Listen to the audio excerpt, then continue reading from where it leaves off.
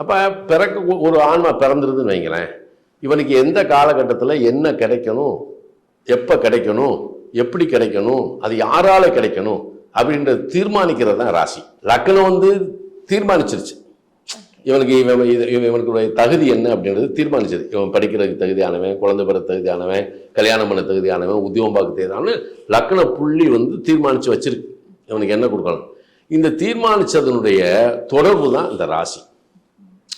வழிகாட்டக்கூடியதுன்னு வச்சுக்கலாங்களா? வழிகாட்டுறதில்லை, இது காலமே வந்து என்ன செய்யும், ஒவ்வொரு காலகட்டத்திலையும் இவனுக்கு என்னென்ன கொடுக்கணுன்றத இந்த ராசி தீர்மானிச்சது. அப்ப ஒவ்வொரு காலகட்டத்திலையும் இவனுக்கு என்ன கிடைக்கும். இப்போ ஒரு குழந்தைக்கு வந்து இப்போ கல்வி அப்படின்னு எடுத்துக்குவோம்.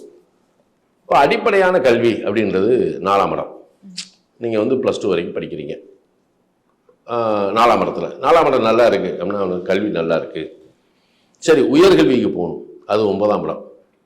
அப்போ இந்த உயர்கல்வி 4, 9 இணையக்கூடிய காலம், அல்லது 4, 9 உயர்கல்வியை உனக்கு கொடுத்துரும். அப்போ உயர்கல்வி படிக்கக்கூடிய தகுதி இருக்கா? அப்போ அந்த காலகட்டத்தில் இவனுக்கு நடக்கக்கூடிய தசாபுத்தி இந்த கல்விக்கு தடையா இல்லாமல் இருந்தால் இவன் உயர்கல்வி முடிச்சுட்டு வந்துடுவான்.